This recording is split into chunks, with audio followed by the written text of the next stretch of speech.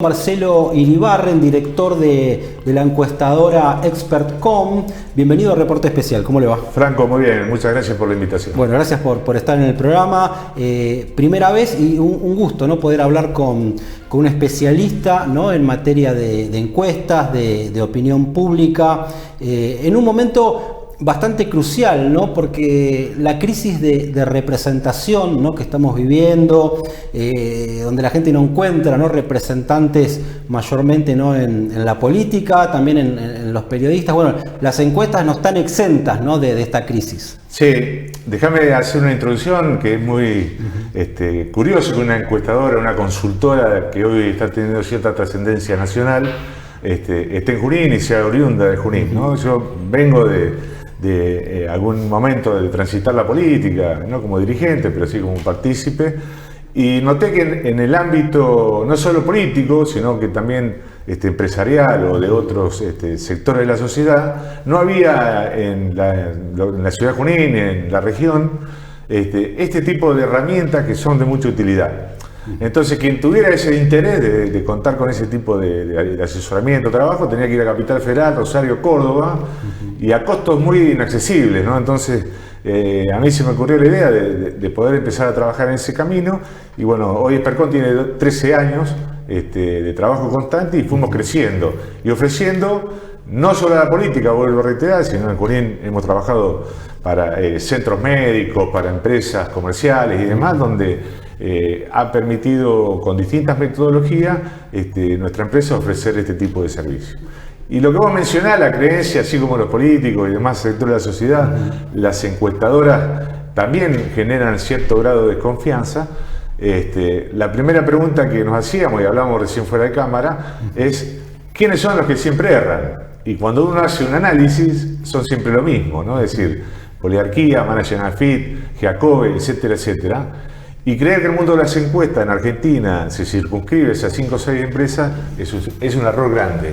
Hoy, cuando vos analizás el mercado nuestro, tenés no menos de 100 consultoras, muy pequeñas o medianas, que trabajan con forma denodada y científicamente para lograr buenos resultados.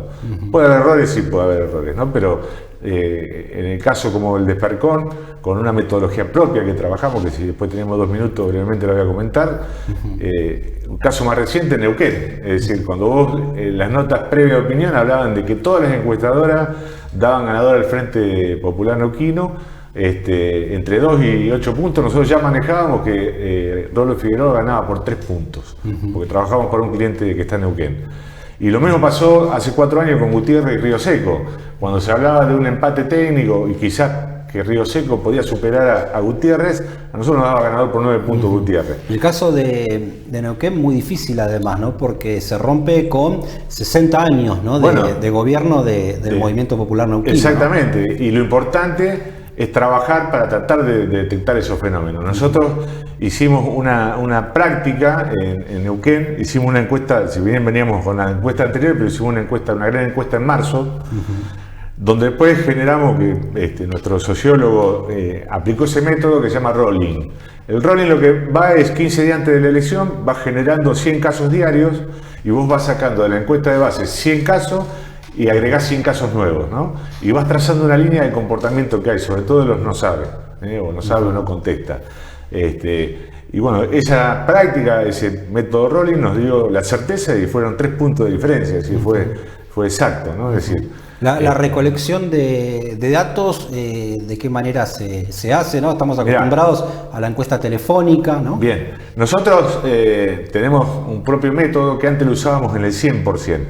Nosotros, digamos, un poco modificamos la estructura que había de metodología al introducir la encuesta a través de SMS, allá hace 10 años, ¿no? Es decir, ¿qué hacíamos? Teníamos una forma donde generábamos base de datos de celulares, no sabíamos de quién eran los números, solo sabíamos que estaban activos, y a ese celular le enviábamos un mensaje ofreciéndole responder la encuesta. Bueno, es increíble la naturalidad que tenía esa tasa de respuesta, es decir, era aleatoria y probabilística, 100% por excelencia. Todos los resultados que tuvimos en Junín los pudimos predecir con esa metodología. Hoy las empresas telefónicas, las empresas celulares restringen el envío masivo, podríamos llamarlo, claro, de mensajes por el tema de spam. Entonces lo que hacemos hoy, nuestra metodología, ¿en qué se basa? Usar un 20% de la cantidad de casos que vamos a usar con esa tecnología y el 80% en redes. ¿Qué nos permite esa tecnología en la cual tenemos súper confianza? Es usarla como un instrumento nivelador, es decir, ver qué está pasando acá para compararlo con redes. Y no tenés diferencia, realmente equilibran muy bien las dos metodologías. Entonces, tenemos ese mismo que es 20% SMS y 80% redes. El cara a cara, ¿qué lugar ocupa? Siempre la mejor encuesta. La encuesta presencial es la mejor. Te encontrás con dos problemas. Una, los costos. Nosotros hicimos hace muy poco, hará un mes atrás, en una localidad acá de la región, que el intendente estaba interesado en ese tipo de encuesta. Y para que tengan idea, tuvimos que desplazar 20 personas. Claro. ¿No? Y tratar de terminarlo en un día, una encuesta de 400 casos. Acá en la región, te imaginás si alguien te pide una encuesta nacional, tenés que ya trabajar con campistas que son ajenos a tu estructura, contratar o terciarizar y demás. No es imposible, pero bueno, eso hace que los costos sean muy elevados, ¿no? Muchas veces lo que estamos viendo es que a la hora de dirimir candidaturas, la encuesta tiene un peso, ¿no?, muy gravitante, ¿no? Muchas veces los candidatos se terminan definiendo, digamos, por lo que dicen las encuestas. Exactamente, ¿no? Sí. Hay que ver quién te la hace, ¿no?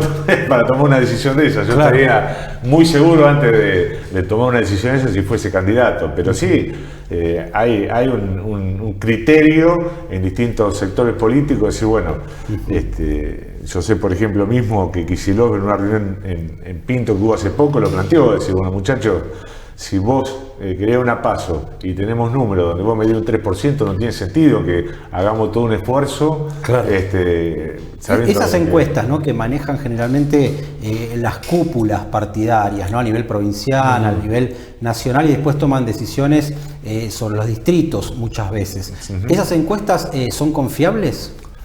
Es de todo, es decir, tenés un amplio abanico, ¿no? Es decir, inclusive lo hablamos con Agustín, nuestro sociólogo, a veces hasta la metodología mal usada, si vos repetís esa metodología mal usada, te va dando una idea, ¿no? Porque siempre repetís lo mismo, entonces, claro, si hay un crecimiento de alguien, por más que estés usando el método, la curva te va a mostrar que esa persona crece. En este caso no son encuestas públicas, sino que se utilizan para ver qué candidato está mejor posicionado dentro del espacio, ¿no? Exactamente. En este sentido, se busca eso. También es importante la opinión de la ciudadanía, no solo en lo político, sino en la función de necesidades, ¿no? Es decir, uno cuando hace una encuesta generalmente ofrece al político, a la política de turno, decir, bueno, vamos a ser un poco más amplio que lo electoral y vamos a nutrirte de información que te sirva a vos para gestionar, para trazar tus políticas públicas o tus proyectos electorales, ¿no? Entonces, a veces también hay mucha confusión, ¿no? Es decir, vos por ahí vas quizás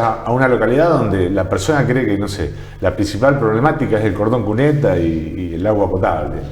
Y cuando hiciste la encuesta te encontrás que, no sé, quizás la drogadicción y el alcoholismo es el tópico número 1 en preocupación social. Claro. Entonces, eso también hay que tenerlo en cuenta. Y si después querés profundizar, también, que eso lo hacemos también, tenés otra metodología que es los estudios focales, ¿no? Conocidos como focus group, que ya ahí salís de lo cuantitativo, que es una encuesta de esta característica, y entrás a lo cualitativo, que es un poco ir al hueso de lo que piensa la sociedad, ¿no? Es decir, se establecen grupos de trabajo de 8 o 10 personas y ahí indagás a fondo, ¿no? La problemática, el pensamiento, todo lo que la persona puede estar, o la sociedad, o eso representa a la sociedad. ¿Qué lectura hace, ¿no?, de este tema que se viene hablando mucho, ¿no?, de cierto desasosiego, ¿no?, de la sociedad, fundamentalmente por la crisis económica, ¿no?, que deviene obviamente en un mayor descreimiento, cierta apatía y también cierto enojo, ¿no?, hacia toda la clase política, ¿no?, hacia todo el arco político? Sí, yo creo que ahí hay un escalón más arriba aún, que es un debate que en la política argentina se debe, más que este año cumplimos 40 años de democracia, ¿no? Es decir, que hemos utilizado en todos estos 40 años la herramienta de democracia, ¿para qué, por qué y con qué resultado? Es decir, no podemos dejar pasar esta oportunidad de debatir eso. Entonces creo que en la ciudadanía está constituido ya ese debate, ¿no? Es decir, confiamos plenamente en la democracia, inclusive uno cuando ve el caso de Neuquén, el porcentaje fue el 78%, es decir, siguen los niveles estándares de compromiso. Quizás sea una advertencia a la clase política para que precisamente salga de esa grieta en la que se encuentra hoy, encuentre puntos de contacto donde se pueda discutir sobre cuestiones estructurales, ¿no? Es decir, ¿Tienden a perder los oficialismos en este contexto? Un fenómeno mundial, ¿no? Sí, sin lugar a dudas el tema de la pandemia ha afectado de una forma total, en algunos casos netamente en el tema salud y en otros temas el tema salud y el tema económico, ¿no? Entonces, el que lo pueda sostener como ganador, el oficialismo que pueda sostener, sin lugar a dudas es un esfuerzo muy importante o hizo las cosas muy bien, ¿no? Pero en general la sociedad sí busca un cambio. Vos fíjate, otro dato interesante de Neuquén, quizás era muy pareja la elección, pero cuando vos le preguntabas a la sociedad si veía como positivo que Neuquén cambiara de signo político, digamos un 68% veía como posible, como muy interesante esa renovación, ¿no? Entonces, por más que es alguien, el ganador es alguien que viene también, exactamente, ¿no? del pero movimiento digamos, popular. buscaba, inclusive quizás votantes del movimiento popular neuquino tenían ese interés de que haya algo nuevo, ¿no? Pero sin lugar a dudas tiene que estar presente esa renovación dirigencial permanentemente. Hoy hay otros desafíos, ¿no? Es decir, que cuando vos hablas que nosotros vemos las encuestas, ¿no? Con la juventud, no es la misma juventud de hace 10 años, menos de hace 40 años, cuando nosotros éramos jóvenes y defendíamos los valores de democracia como principales, después lo demás estaba en discusión. Habló de democracia y me parece que también cabe hablar de lo que representa el trabajo, ¿no? Me parece que el trabajo en el mundo y más en esta Argentina actual está en crisis, no está en crisis porque no puede garantizar los niveles de bienestar que demanda la ciudadanía, ¿no? Seguramente, y está en crisis en dos factores, hacia abajo y hacia arriba, ¿no? Es decir, por un lado vos tenés hoy Junín, hoy por ahí quizás podría tener, por ejemplo, 200 puestos más informáticos que trabajen hacia el exterior. Nosotros hemos hecho trabajo en Europa, encuestas en Europa, en Sudamérica, que si uno decía hace 10 años era impensado que la trazabilidad de mi empresa tuviera esa oportunidad. Y la tuve, y la concretamos, y la estamos concretando. Entonces hoy Junín podría tener tranquilamente 200 puestos más de trabajo que tengan que ver con el mundo de la tecnología y el conocimiento. No los tiene porque no tiene mano de obra. Es decir, yo conozco empresarios que están en ese rubro y hoy están yendo a buscar chicos al primer año de la UNOVA. Claro. Es decir, con lo que significa, ¿no? el riesgo de estudiar, porque vos sabés que esa persona que tenía vocación de estudiar, cuando tiene un ingreso importante, quizás posterga el estudio y va por ese lado, por el lado del trabajo. O sea, es un área de vacancia, ¿no? Totalmente, en la ciudad, totalmente. Yo le he hablado con el intendente de la zona que me preguntaban, bueno, ¿cómo va a ser para dar el trabajo a los jóvenes? Y en este marco crecen también propuestas más radicalizadas, ¿no? También crecen los llamados outsiders, ¿no? Mirá, nosotros lo detectamos, que lo he hablado con algunos dirigentes políticos, sobre todo del Frente del Todo, en muchas encuestas ya desde hace tiempo. Cuando vos, no solo en lo económico, sino uno de los factores que centralizan esos outsiders tiene que ver con la seguridad. En las encuestas nuestras, los sectores más bajos expresaban problemas de seguridad. Entonces, cuando vos te haces el planteo o el análisis por qué sectores muy bajos de la sociedad están sufriendo problemas de seguridad, porque le roban la garrafa del patio, la bicicleta de la nena, esa serie de problemas que hacen que cuando aparece un personaje que ofrece mano dura o no solo en Argentina, vamos al caso de Bolsonaro, de Trump en Estados Unidos, automáticamente un buen porcentaje de esas clases bajas adhieren a esa idea, ¿no?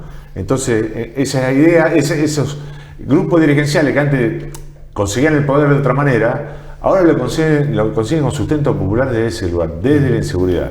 Si a eso le sumamos el factor económico, hace que crezcan fenómenos como el de Milei, Esper, etc.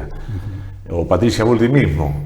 El problema después está cuando uno profundiza en esas ideas, ¿no? Y realmente encuentra un vacío de contenido muy importante. Por momentos las preguntas que plantean estos dirigentes, las preguntas muchas veces son adecuadas, ¿no? El problema son las respuestas, ¿no? Exactamente, ¿no? Y te contrae vacío de contenido, es decir, con lo cual uno que una persona de centro y con criterios amplios y demás, le genera ciertos temores. Ahora, ¿qué percepción tienen desde la encuestadora de qué tipo de elección podría ser el espacio de Milei en Junín? Sí, más que Junín, Milei tiene un problema que es nacional, ¿no? Es decir, mide su candidatura a presidente muy bien a nivel país, en algunas provincias más, en otras menos, pero el problema es cuando baja las candidaturas locales y provinciales.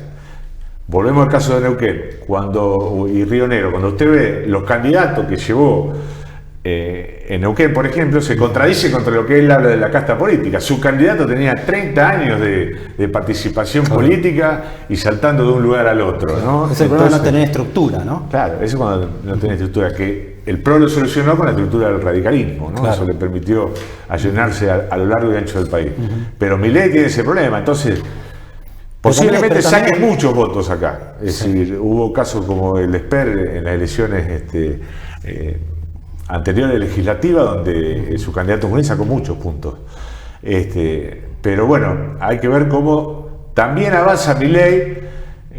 Hoy leí artículos, ¿no?, periodísticos donde su política de dolarización y local y demás, en esta reunión que hubo en el Hotel Desarrollado, no cayó muy bien. Entonces hay que ver cómo esas ideas, que quizás están vacías de contenido y son títulos utilizados por los grandes medios, cuando empiecen a adentrarse en el debate, si logra sostener ese índice de 20, 25 puntos que le dan de posibilidades a nivel nacional, ¿no? Pero sin lugar a dudas va a ser un actor importante, y también, por más mal resultado que consiga, va a conservar una fuerza importante en las cámaras, ¿no? Es decir, yo me imagino que no va a tener menos de 15 diputados en la Cámara de Diputados, no sé si algún senador, pero sí esa fuerza que, con vista a lo que se viene, que necesariamente el país va a necesitar de acuerdos entre las fuerzas, bueno, va a tener su peso ahí en las decisiones.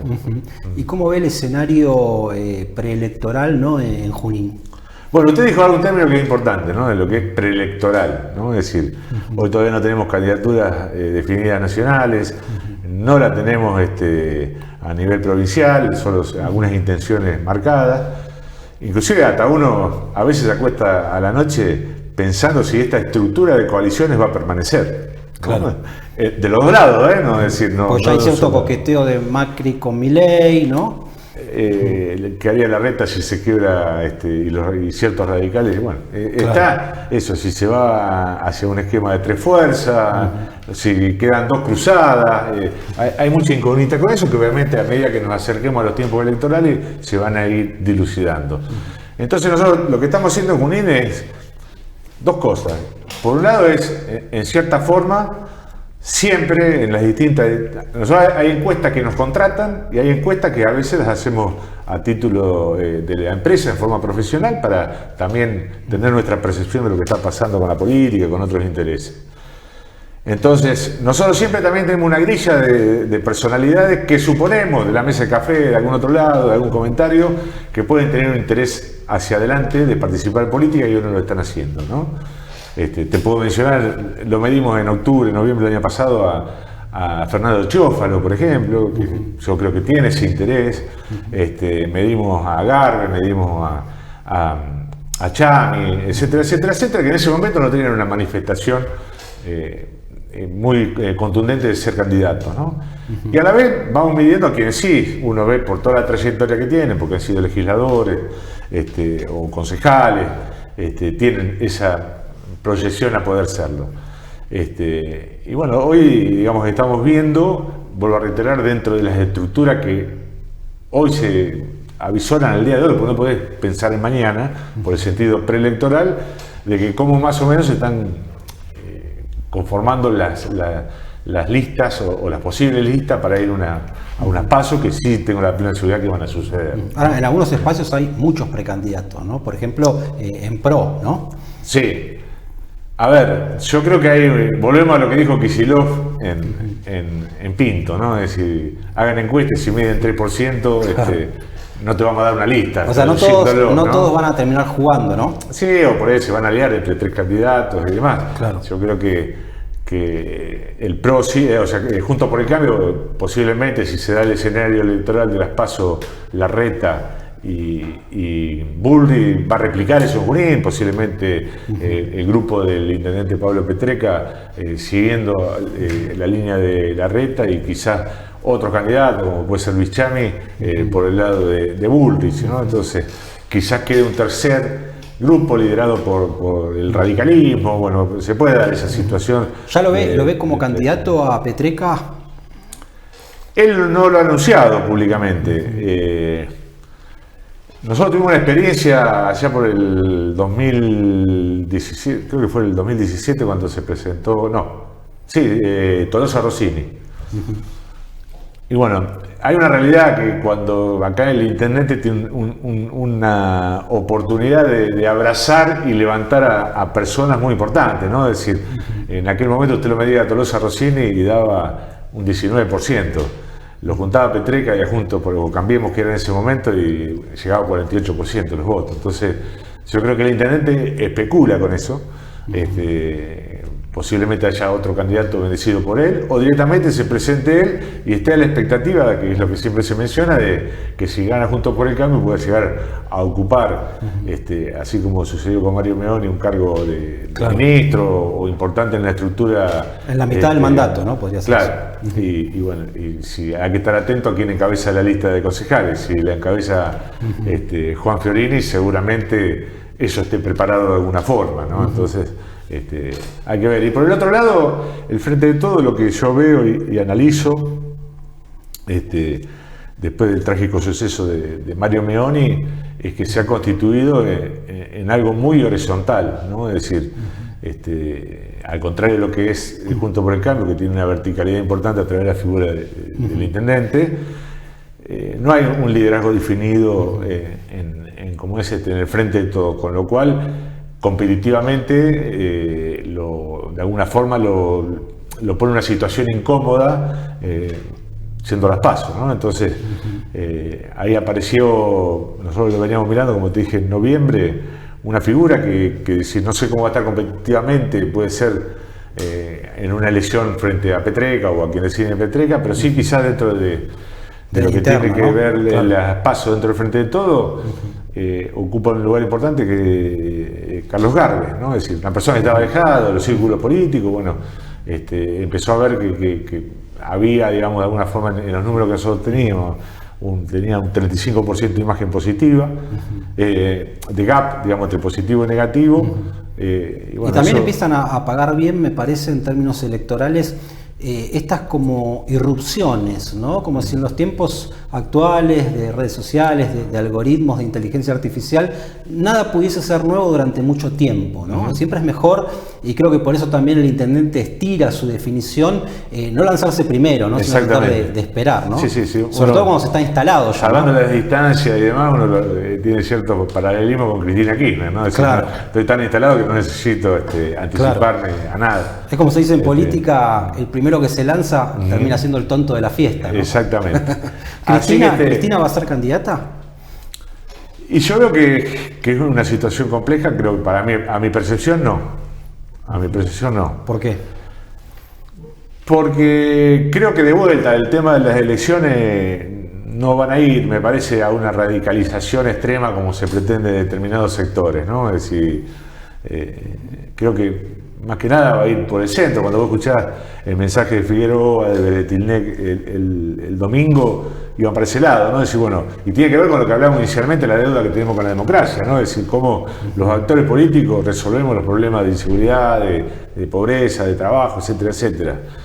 Ella misma ha mencionado en algunas de esas apariciones que hace de generar una apertura, ¿no? Es decir, de buscar la alianza de otros sectores, y cuando uno interpreta sectores, bueno, retrotrae a lo que fue las elecciones pasadas, donde ella buscó a través de Alberto, de Massa, buscar más sectores de centro, ¿no? Entonces, me resulta poco probable que ella se presente. Sin lugar a dudas va a seguir manteniendo, quizás, ¿no? Porque bueno, ella tiene ese desafío, ¿no? De decir, bueno, no quiero que me juzguen o que digan que yo abrace un cargo legislativo para tener fuero. Ella, Claro. después que dejó su gobierno, tuvo 2 años sin fuero y nadie tuvo los elementos necesarios como para llevarla presa.